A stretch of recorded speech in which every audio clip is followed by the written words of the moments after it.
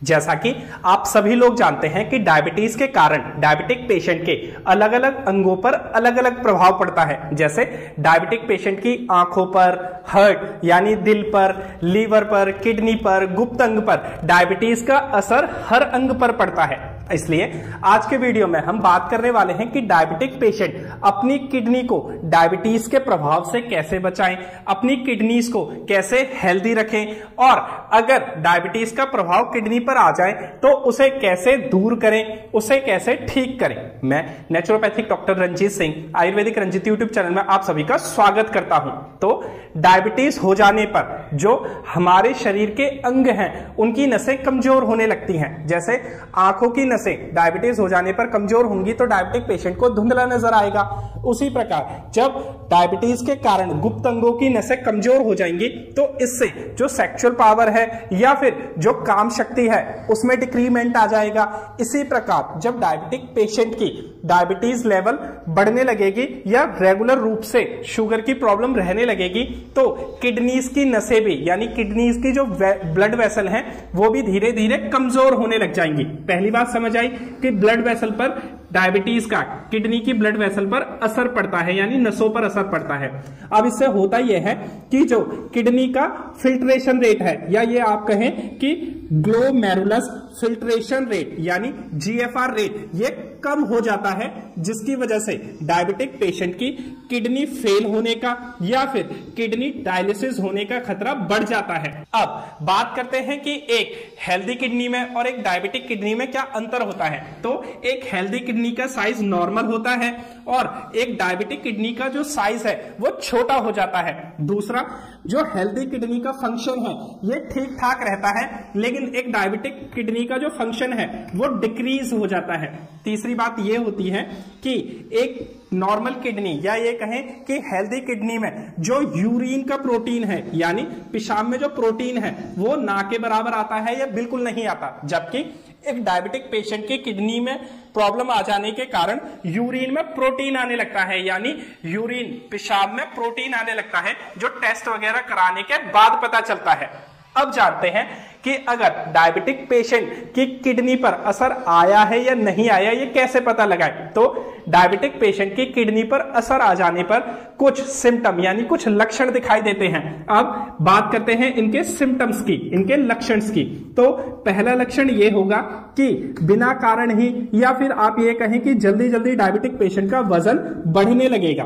दूसरा लक्षण ये होगा कि जो डायबिटिक पेशेंट है वो बार बार पेशाब की शिकायत करेगा या बार बार पेशाब के लिए भागना शुरू करेंगे।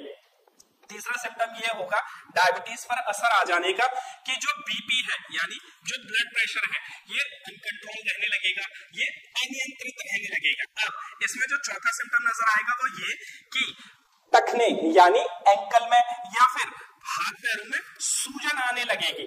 पांचवा सिम्टम होगा कि जो डायबिटिक पेशेंट है उसके यूरिन में यानी उसके पेशाब में प्रोटीन आने लगेगा। ऐसे ही डायबिटीज प्रभावित हो जाने पर कुछ अन्य लक्षण भी नजर आ सकते हैं। अन्य लक्षण में क्या क्या आ सकता है, जैसे डायबिटिक पेशेंट की जो भूख है वो कम हो जाएगी, डायबिटिक पेशेंट को उल्टी का मन कर सकता है या फिर डायबिटिक पेशेंट को थकान बहुत रहने लगेगी। ये सब अन्य लक्षणों में कैलकुलेट होते हैं। तो अगर आपको ये सभी लक्षण नजर आ रहे हैं अपने अंदर तो इसका मतलब आपकी डायबिटीज ने आपकी किडनियों को प्रभावित करना शुरू कर दिया है। इसी के साथ साथ डायबिटीज के कारण जो यूरिनरी ब्लैडर यानी यूरिनरी ब्लैडर वो एक थैली होती है जहां पर पेशाब इकट्ठा होता है। तो डायबिटीज के कारण होता यह है कि यूरिनरी ब्लैडर को खाली करने की जो हमारे शरीर की क्षमता होती है वो भी धीरे धीरे कम होने लगती है, जिसके कारण कभी कभी यूरिनरी इन्फेक्शन हो जाता है। और अगर आप डायबिटिक पेशेंट हैं तो आपको कभी ना कभी पेशाब में जलन या फिर गुप्त अंगों में खुजली वगैरह होना या फिर कोई इन्फेक्शन, फंगल इन्फेक्शन या बैक्टीरियल इन्फेक्शन अपने पेशाब में हो जाना, ये प्रॉब्लम आपने जरूर फेस की होंगी। और ये प्रॉब्लम अगर आप यहाँ फेस कर रहे हैं तो निश्चित रूप से ऐसा आप मान सकते हैं कि लगभग डायबिटीज का असर किडनीज पर आने लगा है। आप सतर्क हो जाएं, सचेत हो जाएं। फाइनली बात करते हैं कि अगर डायबिटिक पेशेंट की किडनीज पर असर आ जाए तो वो कैसे दूर करें, या फिर किडनीज पर असर ना आए तो इसके लिए क्या करें। सबसे पहले डायबिटिक पेशेंट अपने शुगर को कंट्रोल में रखें। शुगर को कंट्रोल में रखने के लिए बहुत सी आयुर्वेदिक औषधियों का प्रयोग किया जा सकता है, जैसे आप त्रिफला चूर्ण, मेथी दाना का पानी, दालचीनी, या फिर करेले का जूस, नीम का जूस, जामुन का जूस वगैरह का प्रयोग कर सकते हैं। और कुछ आयुर्वेदिक उपाय के द्वारा या फिर किसी एक्सपर्ट से कंसल्ट करके या हमसे कंसल्ट करके आप अपनी शुगर को कंट्रोल में रख सकते हैं। सबसे पहली प्राथमिकता तो यही होनी चाहिए। दूसरा, अपनी किडनीज को हेल्दी बनाने के लिए या किडनीज पर डायबिटीज का असर कम करने के लिए आप एक आयुर्वेदिक दवा का प्रयोग कर सकते हैं, उसका नाम है गोखरू। ये आपके आसपास, आपके बाजार में जो लोग पंसारी यानी जड़ी बूटी का काम करते हैं उनके पास आराम से मिल जाएगी। तो आप गोखरू खरीद कर लाइए।